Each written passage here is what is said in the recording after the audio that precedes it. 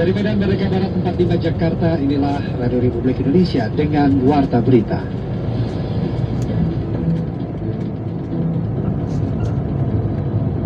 Memang banyak sekali bendungan-bendungan yang telah selesai dibangun pada tahun-tahun sebelumnya. Ini mulai kelihatan hasil dari produktivitas. Kategori khusus. Keempat, Profesor Dr. Wiku Bakti Bawono, Adi Sasmito, PhD.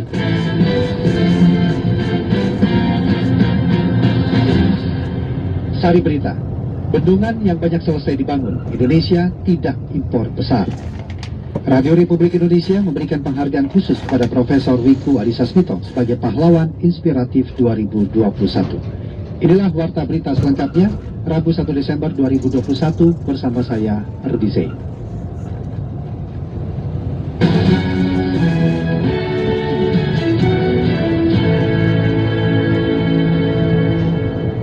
Mengawali Warta Berita pagi ini kami hadirkan sekilas berita.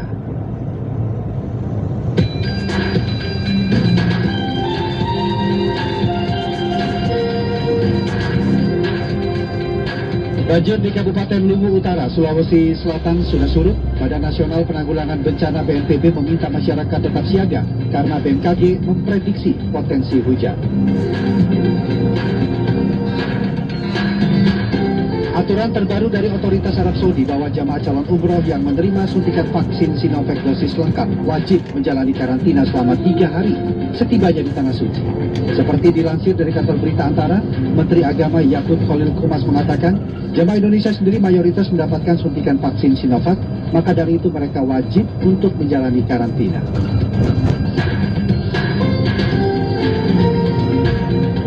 Warga di London, Inggris didenda 200 pound sterling atau setara dengan 3 juta rupiah jika tidak menggunakan masker.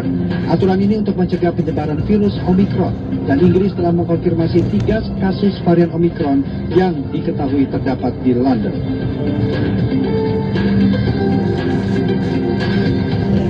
Juventus meraih kemenangan atas tim promosi Salernitana 2-0 dalam pertandingan Liga Italia yang berlangsung di Stadion Areci yang dilangsungkan pada dini hari tadi waktu Jakarta.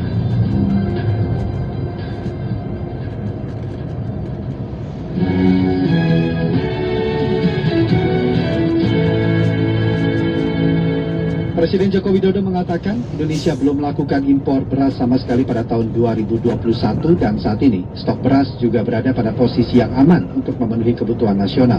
Presiden menyebutkan produktivitas yang bagus ini karena banyak bendungan yang selesai dibangun. Kita simak laporan Pradipta Rahadi berikut ini.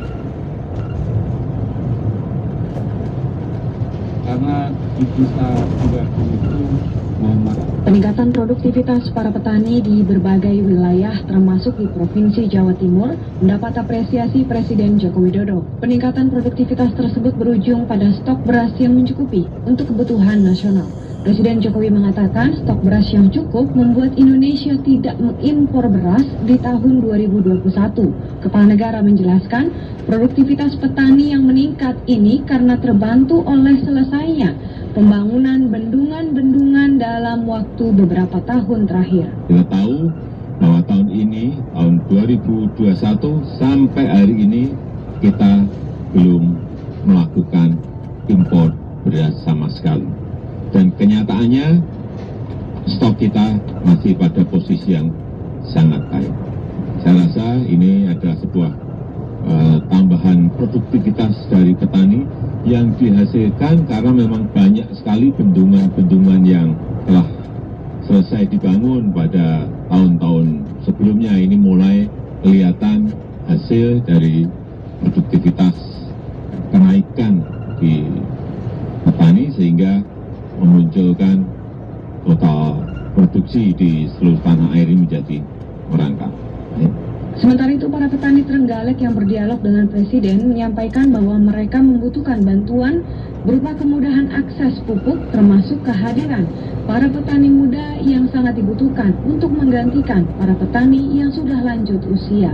ya kadang sulit, kadang mudah. Harapan kami untuk diperlancar untuk pemasukannya pupuk.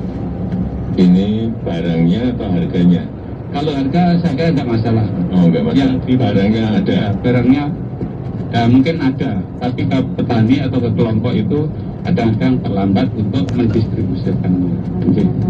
Sebelumnya, Presiden Jokowi menyebut bahwa Indonesia sudah menghentikan impor beras dalam waktu 3 tahun terakhir. Beras para petani diserap oleh Badan Urusan Logistik atau Bulog pada saat panen raya. Kepala negara pun sudah memerintahkan Menteri Keuangan untuk menyiapkan anggaran guna penyerapan beras dari para petani lokal. Demikian, Pradipta Rahadi, Pro 3 RRI.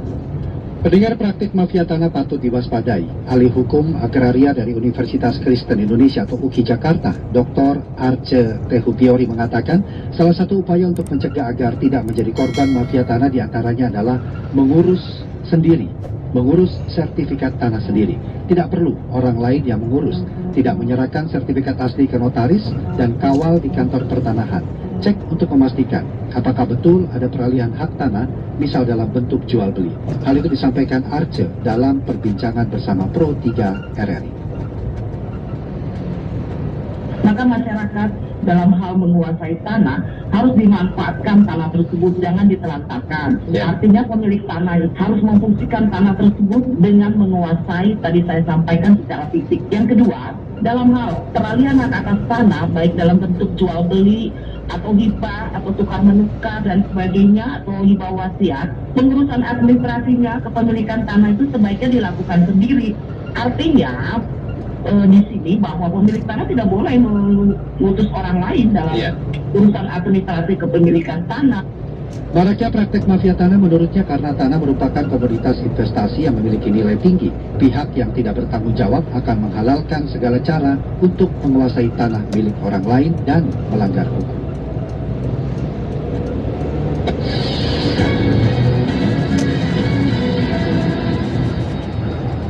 Cakupan imunisasi dasar masih rendah akibat pandemi COVID-19 dan berdasarkan data per Oktober 2021, cakupan imunisasi dasar hanya 58,4%. Berikut Rini Hairani menyampaikan informasi selengkapnya.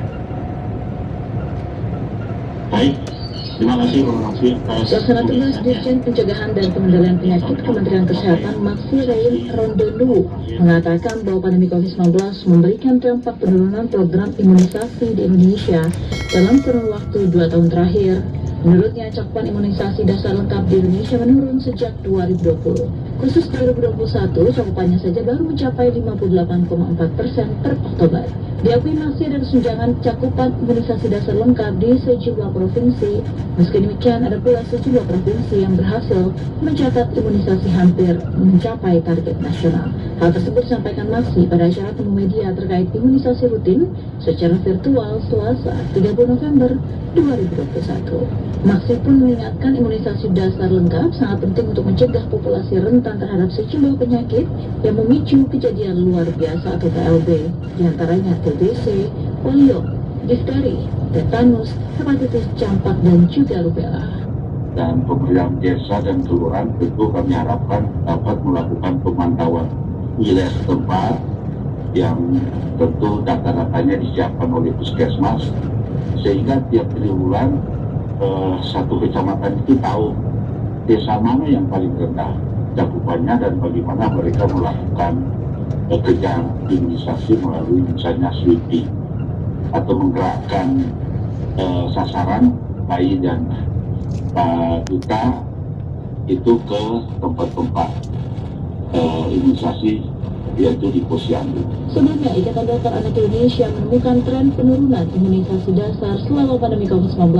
Bahkan, cakupan imunisasi hingga paruh waktu 2021 saat ini kurang dari 60% secara nasional. Ketua Umum IDAI Pimpin Basarah Dinarso menyampaikan, penurunan tersebut beresiko menyebabkan terjadinya kejadian luar biasa pada anak terhadap penyakit yang dapat dicegah dengan vaksin.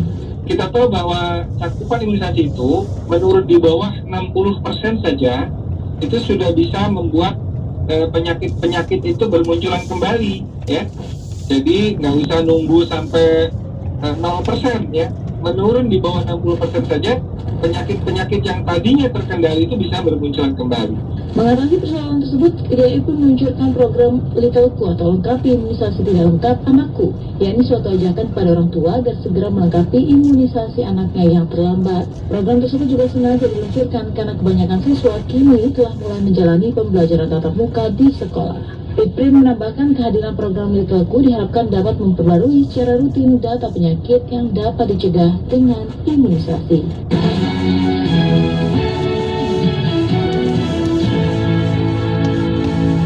Acara Malam Apresiasi Budaya untuk Pahlawan yang diselenggarakan oleh Radio Republik Indonesia dengan tema Pahlawanku adalah Inspirasi berlangsung dengan semarak.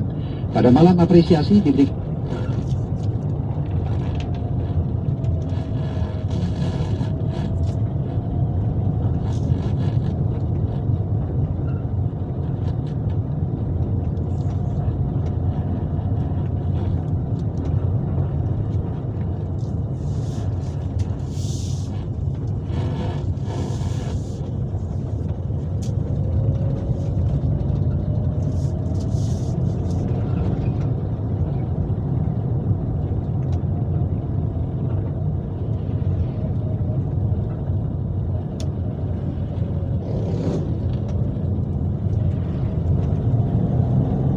Kita akan membacakan siapakah pahlawan inspiratifnya. Silakan Ibu.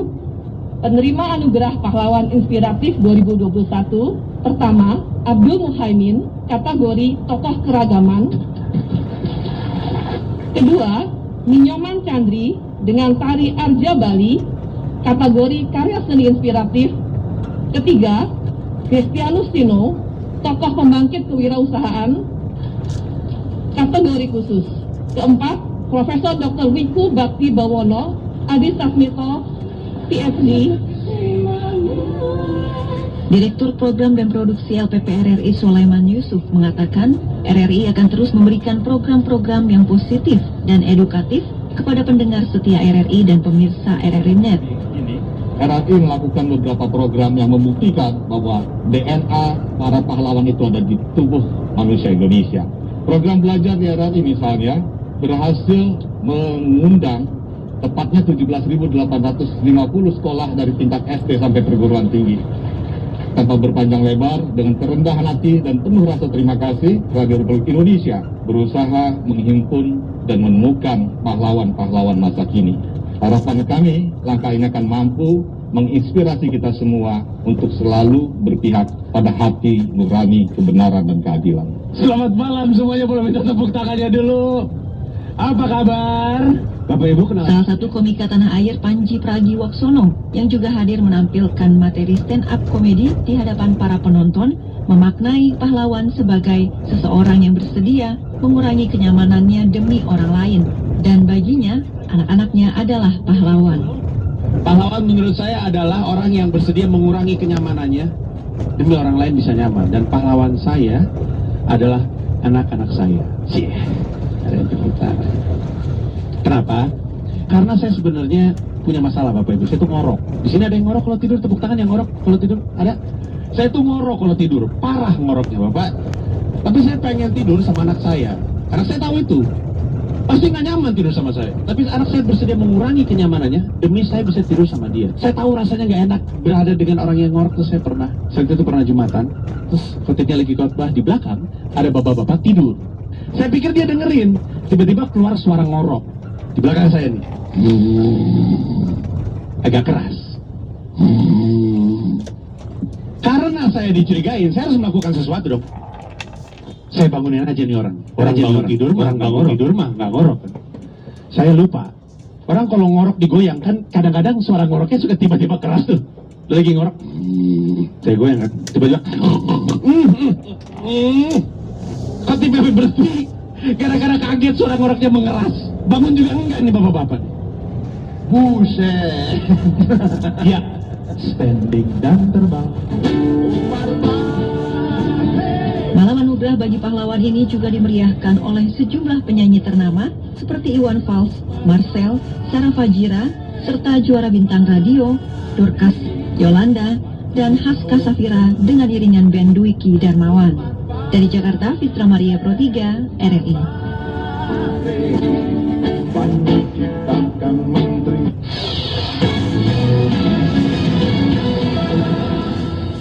Anda masih mendengarkan Radio Republik Indonesia. Pendengar, pemerintah Provinsi DKI Jakarta kembali melakukan pengetatan aturan pemberlakuan pembatasan kegiatan masyarakat atau PPKM seiring dengan dinaikannya status PPKM menjadi level 2. Pelaku usaha pusat perbelanjaan pun khawatir perubahan ini akan mempengaruhi target kunjungan mal pada tahun ini. Informasi ini kami hadirkan dalam laporan khusus Pro 3 RRI bersama reporter Niar Abdul Lidiloli. Laporan khusus.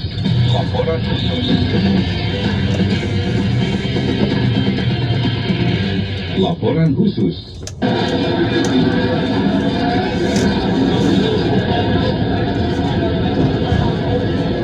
Pemerintah Provinsi DKI Jakarta mulai hari ini akan menaikkan kembali status Jakarta dari PPKM level 1 menjadi level 2. Perubahan status ini akan berlaku hingga 13 Desember mendatang. Ada beberapa alasan yang menjadi penyebab perubahan status DKI Jakarta, di antaranya penurunan tracing dan kenaikan kasus. Wakil Gubernur DKI Jakarta Ahmad Riza Patria dalam keterangannya kepada media mengatakan, perubahan status ini menjadi peringatan bagi masyarakat untuk tetap disiplin menjaga protokol kesehatan. Kita memasuki akhir tahun, libur akhir tahun ini sebentar lagi. Jadi ini proses yang harus kita lalui, kita hadapi. Mudah-mudahan dengan diberlakukannya level 2 ini menjadi warning, menjadi peringatan kita untuk lebih hati-hati lagi, ya, melaksanakan protokol kesehatan lebih taat lagi, lebih baik lagi, lebih disiplin lagi, lebih penuh tanggung jawab. Kenaikan status DKI Jakarta menjadi level 2 tentu akan berimbas pada sejumlah sektor kegiatan masyarakat, salah satunya sektor ekonomi. Ketua Umum Asosiasi Pengelola Pusat Belanja Indonesia APPBI Alfonsus Wijaya kepada Pro 3 RRI menyebut kenaikan status ini membingungkan pihaknya.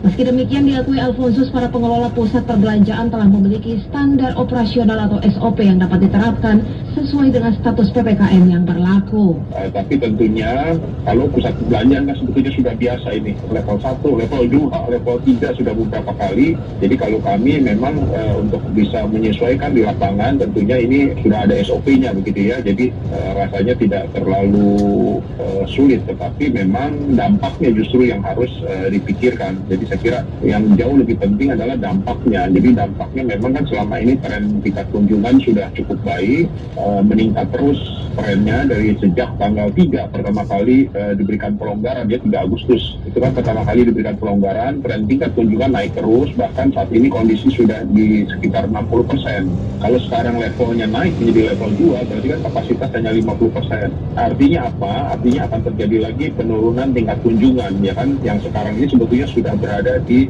posisi 60% gitu. Alfonsus berharap perubahan status ini tidak mempengaruhi target kunjungan masyarakat di pusat-pusat perbelanjaan. Sebelumnya kami cukup optimis bahwa di tahun 2021 ini akan jauh lebih baik dari tahun 2020, khususnya di kinerja usaha pusat perbelanjaan. Tetapi pada tahun 2020 itu kan tingkat kunjungan rata-rata nasional itu adalah 50% ya dibandingkan dengan sebelum pandemi pada saat tahun 2020. Nah, sebetulnya kami optimis tahun ini bisa mencapai sekitar 70%.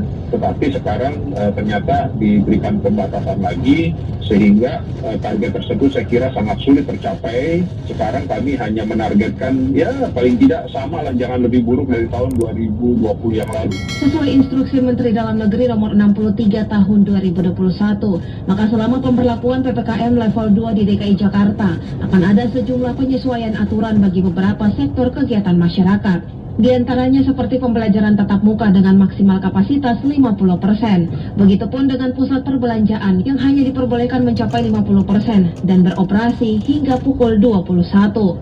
Screening pengunjung di berbagai sentra kegiatan masyarakat dengan aplikasi Peduli Lindungi, serta waktu makan di restoran, kafe, dan sejenisnya hanya diperbolehkan hingga maksimal 60 menit. Beberapa wilayah di DKI Jakarta sendiri masuk dalam daftar 10 daerah di Indonesia yang mengalami kenaikan status PPKM level 2 yang disampaikan pemerintah pada 29 November lalu. Dari Jakarta, Niar Abdul Lidiloli, Pro 3 RRI.